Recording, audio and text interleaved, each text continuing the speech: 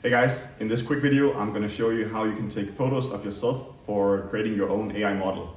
So if you read the page here, you know that you need 40 photos of yourself, and the main kind of photo we need is a upper body, which is like from your head to around like the torso, and then we also need some sort of headshots, kind of face and shoulder photos, and a few full body photos.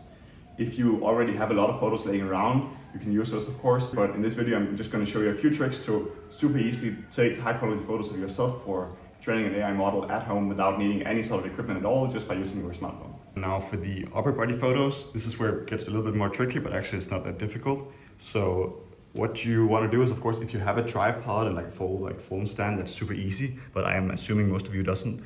So what you can do is just take a roll of duct tape and put your phone in like that. So now you'll have like a phone stand you can put your phone in. Or it could be a glass perhaps. Depends a little bit of course on the size of your glass and the size of your phone, like what fits. Maybe you can like put some paper in it or like whatever to like just find like whatever is like easy to like stick your phone into. And then what you can do is just take a few steps back. Actually it's easier to use the selfie camera because you can know what's going on. So right now it's not on, but then I would take the photos from here. Also you'd want ideally to have the camera at around eye level. So you see right now it's a bit low. You could take a few photos like this for variation, but you would also want someone where it's higher. So what you could do, for example, is just like put a chair on the table or stack up some books or, you know, whatever you want to do. And then when you have the phone here, you just go into, depending on what phone you have, like some square photo mode if you have it, because the final photos needs to be square. So it's easier for you just to photograph in a square as well. Otherwise the website will crop for you, but it just makes it easy to see what gets into the final photo. So the square format, and then for example, a 3 or 5 second timer, whatever you want to do. And then you just aim the photo or the phone and then take a few steps back. So you might have to direct it a little bit. And then something like this here will give you a fine upper body photo. And the background doesn't need to be super clean. So for example, here's the staircase in the background, that's fine.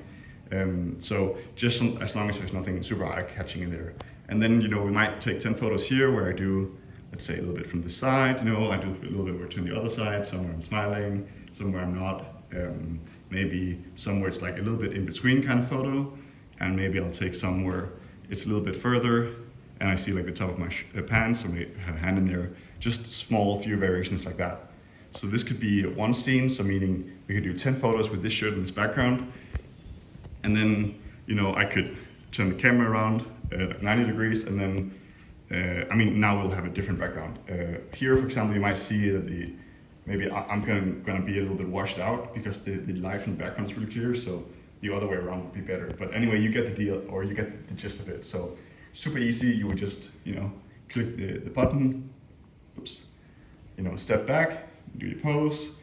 So again, the important thing here is just that basically you're creating photos where you're clearly visible and you're showing some slight variation of different poses. But like you're not trying to take photos which is like good per se, like in a traditional sense where it's like you looking nice. Of course, like as you see in the requirements, styling your hair is highly recommended because and like having a good facial expression, because the AI will recreate your like your face and your beard and everything very accurately. So it's recommended to have that sort of looking at least 70% as good as you can. But otherwise, like if the background is boring, it's fine, and if you're not wearing your best shirt or whatever, it's fine.